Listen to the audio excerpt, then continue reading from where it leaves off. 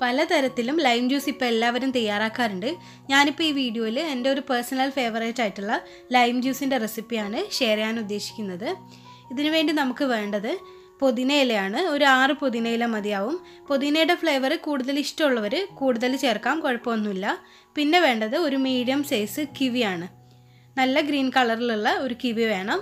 ഞാനിപ്പോൾ ഒരു ഗ്ലാസ്സിനുള്ള കണക്കാണ് പറയുന്നത്. പിന്നെ നമുക്ക് ചെറുനാരങ്ങ നീര് വേണം. അപ്പോൾ ഞാൻ ഈ ഒരു സൈസ് ചെറുനാരങ്ങ എടുത്തിട്ട് ഇതിൽ നിന്ന് ഒരു 1-1.5 ടേബിൾ സ്പൂണോളം ചെറുനാരങ്ങ നീര് എടുത്തിട്ടുണ്ട്. പിന്നെ പാകത്തിനുള്ള പഞ്ചസാര, ഐസ് ക്യൂബ്സ്, അതുപോലെ തന്നെ നല്ല തണുത്ത വെള്ളം കൂടെ വേണം. തണുത്ത വെള്ളം എടുക്കാൻ പ്രത്യേകം ശ്രദ്ധിക്കണം കേട്ടോ. ഇനി നമ്മളൊരു മിക്സിയുടെ ജാറിലേക്ക് തൊലി കളഞ്ഞ് ചെറുതായിട്ട് കട്ട് ചെയ്തിട്ടുള്ള കിവി ഇട്ട് കൊടുക്കാം. ഇതിലേക്ക് നമ്മൾ കഴുകി വെച്ചിട്ടുള്ള പുതിന ഇല കൂടെ ഇട്ട് കൊടുക്കാം. തണ്ട് വേണ്ട, ഇല മാത്രം മതി. പിന്നെ ഒരു 1 മുതൽ 1.5 ടേബിൾ സ്പൂണോളം ചെറുനാരങ്ങ നീര് ഒഴിച്ചു കൊടുക്കാം. അത് ഓരോരുത്തരുടെ പുളിപ്പിനനുസരിച്ചിട്ട്.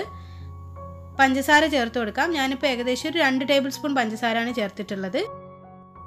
2-3 ഐസ് ക്യൂബ്സ് ചേർത്ത് കൊടുക്കാം. ബാക്കി നമ്മൾ ജ്യൂസ് സെർവ് ചെയ്യുമ്പോൾ ചേർത്താൽ മതി. പിന്നെ ഇതിലേക്ക് പാകത്തിനുള്ള വെള്ളം കൂടെ ഒഴിച്ചു കൊടുക്കാം. ഞാനിപ്പോൾ ഒരു 3/4 ഗ്ലാസ് വെള്ളമാണ് ഒഴിച്ചിട്ടുള്ളത്. അപ്പോൾ ബ്ലെൻഡായി വരുമ്പോഴേക്ക് 1 ഗ്ലാസോളം ഉണ്ടാവും. ഇനി നമുക്കിത് നന്നായിട്ടൊന്ന് ബ്ലെൻഡാക്കി എടുക്കണം.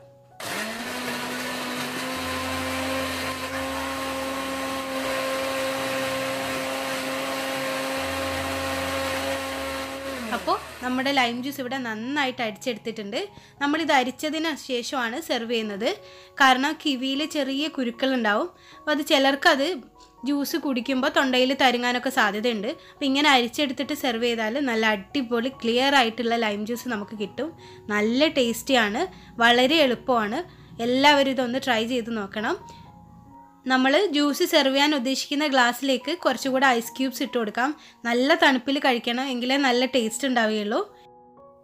ഇനി ഇതിന് മുകളിലായിട്ട് നമ്മൾ നേരത്തെ അരിച്ച് വെച്ചിട്ടുള്ള ജ്യൂസ് ഒഴിച്ചു കൊടുക്കാം. മിൻറ്റിൻ്റെ ഫ്ലേവർ കൂടുതൽ ഇഷ്ടമുള്ളവരാണെങ്കിൽ കൂടുതൽ മിൻറ്റ് ചേർത്ത് കൊടുത്താൽ നല്ല കളറ് കിട്ടും. പിന്നെ നമ്മുടെ കയ്യിൽ കിവി ഇല്ലെങ്കിലും നമുക്കിത് ഇതേ രീതിയിൽ തന്നെ മിൻറ്റ് ലൈമും തയ്യാറാക്കാം. പുതിന ഇലയും ചെറുനാരങ്ങ നീരും ഐസും വെള്ളവും അതുപോലെ പഞ്ചസാരയും ചേർത്ത് കഴിഞ്ഞാൽ മിൻറ്റ് ലൈമായി. അപ്പോൾ എല്ലാവരും ഒന്ന് ട്രൈ ചെയ്ത് നോക്കണം. നല്ലൊരു റിഫ്രഷിങ് ഡ്രിങ്കാണ്. തീർച്ചയായിട്ടും എല്ലാവർക്കും ഇത് ഇഷ്ടപ്പെടും. ഇൻഷാ അല്ലാ നല്ല നല്ല റെസിപ്പികളുമായി വീണ്ടും കാണാം. സബ്സ്ക്രൈബ് ചെയ്യാത്തവരാണെങ്കിൽ സബ്സ്ക്രൈബ് ചെയ്യാൻ മറക്കല്ലേ.